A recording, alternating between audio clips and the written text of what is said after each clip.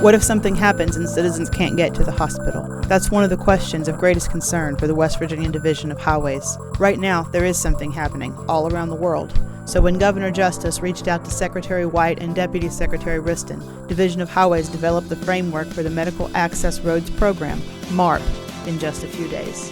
When we approached the local folks to try to vet these projects, we just felt it was real important to get that input, because we know they're the folks that actually drive the ambulances and drive the fire trucks. And they live in these areas. They know these routes like the back of their hand. There may be a community. Let's say that community is down in Boone County. And there's a pretty good road through that community. But the road between the community and the interstate, or a West Virginia route, or a U.S. route, is in disrepair. Let's say there's a slip or two on it, chokes down to one lane. Perhaps it's got a lot of base failures, and it's like driving over the craters of the moon. And yeah, we still have those. We've done a lot of work to correct a lot of that, but we've got a lot more work to do yet. But if we can get the folks access through that area over to, from their good road in their community, through this rough patch, over to a good West Virginia route, U.S. route, interstate, that's improving accessibility to the medical facilities. And there's sites like that everywhere.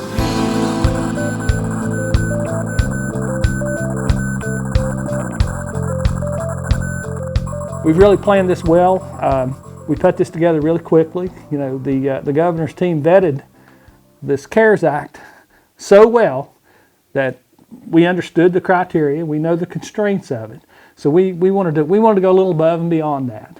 What we wanted to do was to put these packages together, put these projects together with enough of a description, with enough detail, enough information in them, so that 5-10 years down the road, someone can look at this and see what we did and understand it.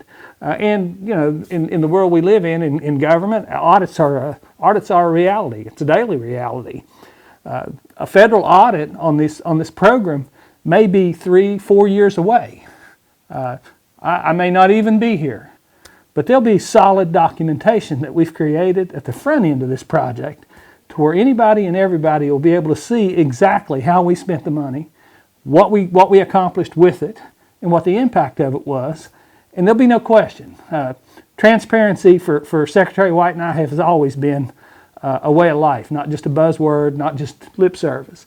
And the governor's led the way with that. What he has done is he took that CARES Act, which is 700-800 pages of, just plumb full of legalese and congressional it's a document that authorizes the expenditure of a ton of money to help with the COVID relief, and to wade through that, and to get all those details and what's eligible and what's not, and make sure you're following the rules, and make sure that you're doing things that should be done. And then on top of that, to target the expenditure of that money on not only eligible things, but things that actually do something, that really benefit the people and get us back on the road to recovery after this season of uncertainty with this virus.